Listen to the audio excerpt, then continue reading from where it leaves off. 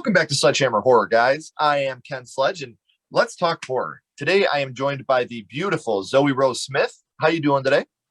I'm very good. Thank you for having me. Oh, I'm so excited to have you here.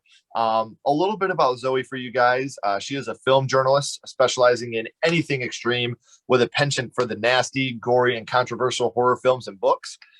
She is the founder of Zobo with a Shotgun, the website, podcast, and YouTube channel. You guys don't have to go searching for any of that because the links are right down here in the description, as well as her social media links. So make sure you're giving her a follow. Before we talk a little bit more about you, Zoe, real quick, I do want to give a little more background. You are also the founder, editor-in-chief of Ghouls Magazine. You can find her work on Second Sight's The Guest Release, Hear a Scream Book, and I know I'm going to mess this up, Zoe, so I'm so sorry. Tetro Video's La Ultimo Treno della Notte release. Was I even in the ballpark? It was not too bad. I'll let you have it.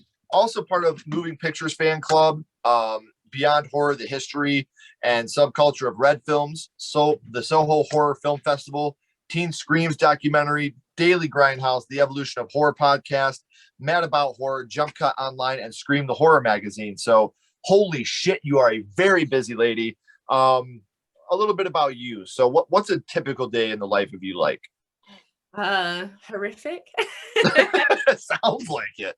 Yeah, no, I love to keep myself very, very busy. I'm an early bird, so I wake up at like 5 a.m. in the morning, love to like focus on writing between 5 and 6. Then I'm a big fitness fan. That's kind of like my other love outside of horror. So I'll go smash the gym, lots of heavy metal. Then I get home and pretty much kind of balance my day job, which is working in insurance of all things, with lots of horror writing. And then in the evenings, like to record YouTube videos or chat with people like yourself about horror films. And then, of course, at the end of the day, watching lots of nasty horror films. And then at the weekend, I like to have a couple of whiskies whilst doing some more writing, which it does need a lot of editing, but you know, we get there in the end.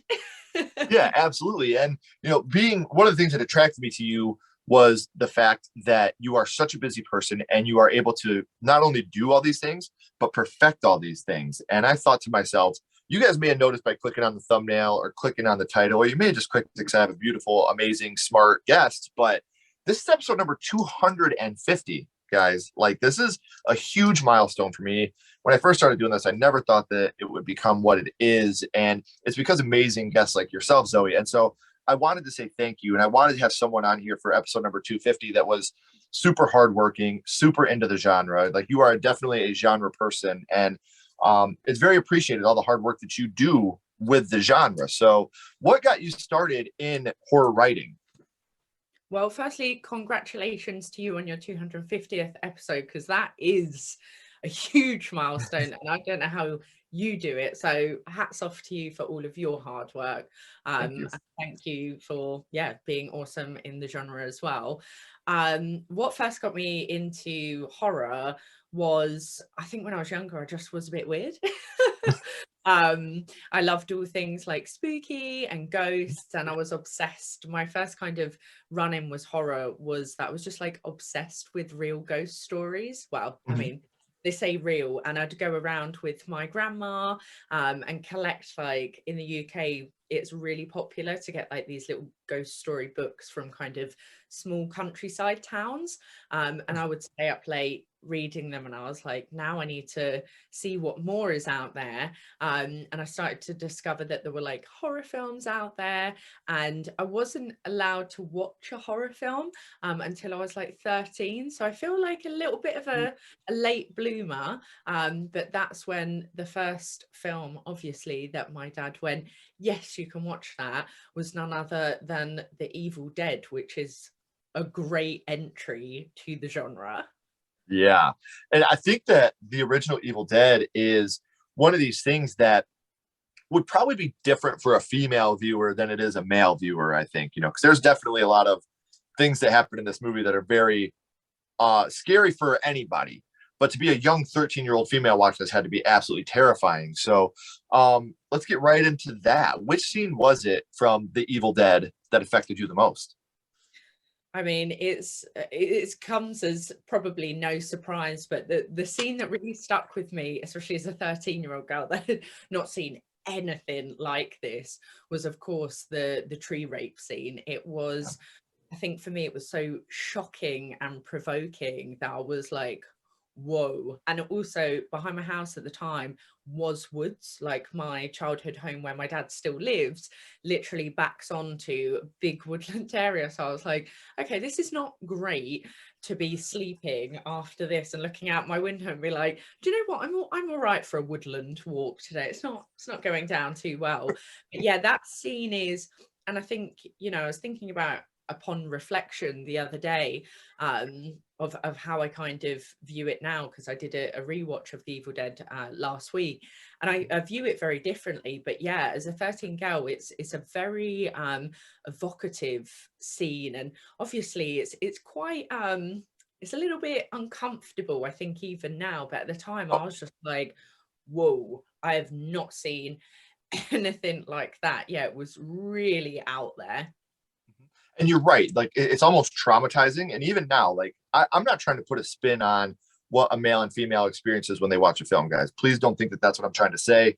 But for me personally, as a father of two little girls now, I view horror different in different ways than I did as a child. Like we talked about The Exorcist and how I feel about watching that movie as a child versus a father. Evil Dead is another one. What you feel watching that as a child versus what you feel watching that as an adult are two completely different things, whether it be fear or empathy. They're two completely different emotions you have when you're watching certain scenes in these films. So we know which one affected you the most, Zoe. But now I do want to ask you this one. What would you say your favorite scene from The Evil Dead is? Oh, such a hard question. There's so many scenes in there that when I rewatched it, I was like, okay, this one's definitely my, and then I was like, no, this one, this one. I think I would say for me, my favorite kind of scene is when Linda is giggling on the floor, saying, "We're gonna get you." I Mhm. absolutely adore, and it's probably like a theme that I feel runs throughout the whole of The Evil Dead, is I love the fact that the women in this film taunt Ash so much. Oh, Um, yeah. they're constantly kind of like almost humiliating him. And I think it's a really interesting, and I'm sure one day I'll write something on it, but like really interesting to look at like the masculinity of Ash, or the lack of there, and his perhaps fear of women and the way that they Mhm. taunt him. And I just also, that scene is so creepy. There is nothing more than the little, and I know you just said you have little daughters, but I feel like if they were, you know, sat on the floor doing creepy stuff, singing that would scare the life out of you. Because yeah, that scene for me is terrifying. Oh, I'd punt the shit out of them, kick them right out the window. And you're right. Something that I always bring up that I think we often forget when you first watch The Evil Dead, you never have the inkling that Ash is your final guy. I mean, he is almost a wuss at the beginning of The Evil Dead. Yeah. Ash at the beginning of The Evil Dead versus Ash at the end of Army of Darkness is such a transition on who the character is and who the character has become, the growth of the character. And The Evil Dead is one of the few, and I'm not saying this in a negative or positive way, one of the few franchises where you have a final guy that lasts all the way through. To me, horror has always been ahead of the curve when it comes to issues with race, with gender, with things like that. I mean, in the 70s, 80s, you have women kicking the shit out of these men. You have your final girl that outlasts the men, and you look at George Romero's 68 Night of the Living Dead, which is a total story about race and poverty. And horror has always been ahead of the curve on that. And this is a movie that you have the guy that learns how to fend for himself and stick up for himself and take care of himself without undermining other people, which is what horror has always been great at. It's always been ahead of the curve on these social issues. But one thing about horror that we all love, and I know you're a gore hound, so the kills, we all love the kills. Which kill from The Evil Dead, I hate saying is your favorite, 'cause that's super dark, but which one stood out to you the most from The Evil Dead?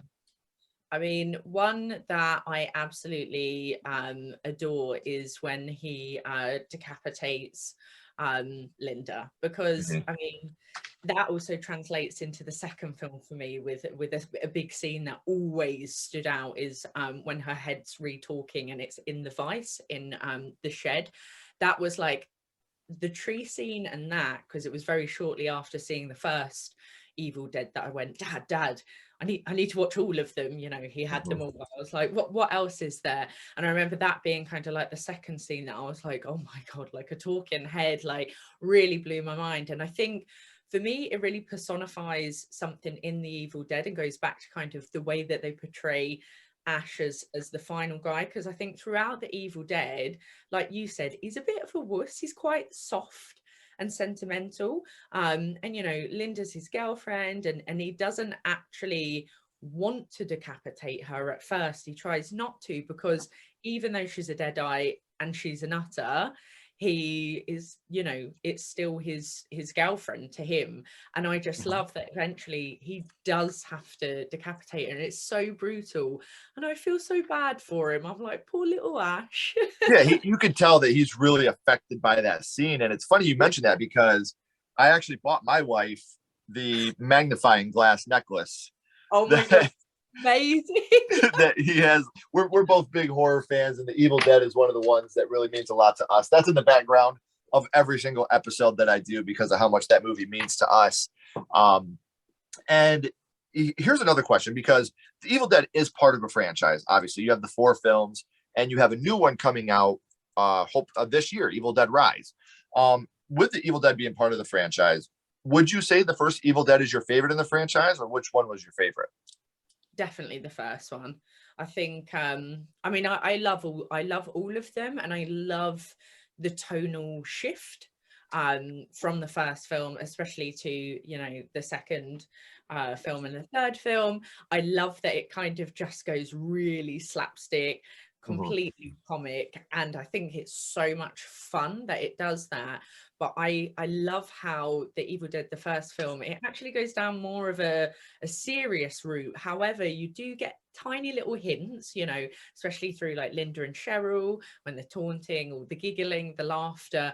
I love that you've got kind of like that dark humor, and it builds us up for then, I think, just this batshit, you know, franchise that you go, well, I did not see that coming, did I? Well, and what like something you just mentioned with Evil Dead 2, I think the comedy, that's my favorite movie of all time in the horror genre besides House. Obviously, House will always be my favorite, but Evil Dead 2 is my close second. And like the part where he's trying to shoot his hand in the wall and it crawls over, gets in the mousetrap, and then it flips him the bird after he laughs at it. Like that comedy bit lands. And Bruce Campbell is the perfect, one man show actor. I think that, he has the chops to do it. Like you said, it's very slapstick. He's throwing himself around. A question I always ask too: would you like to see this movie remade today? Well, that's already happened back in 2013, the Evil Dead remake. Did you watch the Evil Dead remake, and what were your thoughts on it? I did watch it. I used to really hate remakes. Like I was like, no, never make a remake. Like, why would you Mhm. do this? Um, so when that came out, I was very, very reluctant. I was like, do you know what? I'm not even going to watch it. But I did watch it, and whilst I wouldn't say I love it, I do think it's a very good remake and a retelling. I like that they've switched the genders, they've kind of played with that certain aspects. I mean, you know, you've got things like the blood rain. I absolutely adore that. I think that Yeah. was such a great little scene in there. So I do feel like, you know, they changed the right kind of things. And also like the tree rape scene, for instance, they reshot it so it wasn't as, you know, Right. gazy. It was a little bit more kind of conservative, which I think felt right. So I think there was a Mhm. lot of really good stylistic choices. But for me, I'm like, the Evil Dead is Ash. It's Bruce Right. Campbell. That's what I love. Mhm. See, and I can't argue with you there. I do, however, I love the 2013 remake. And one thing I love the most about it is they take the shtick and the cliche of we're going to go party in the woods, and they made it make sense. We're going to take our sister who's addicted to heroin. She's a dope fiend, and we're going to get her clean. We're going to take her here where there's no cell phones, There's no chance of her getting away. We're going to get her clean. We're going to do it this time so she doesn't die again. She's already died once because of dope. So I love that. They have a reason to be there. They have a reason to not want to leave. And that hit really close to home to me. And I think that's a big reason. And I'm like you, growing up, I hated remakes. I was like, oh, this is stupid. The original's better. But then obviously we get older, we get wise, and we realize just because a remake is good doesn't take away from the original. Like it's just, that's how it is. I can enjoy a remake for what it is. I can enjoy the original for what it is. What bothers me is when you do scene by scene remakes. Don't do that. If you're going to remake it, make it your own, like the Evil Dead, like Child's Play 2019. Take it and make it your own.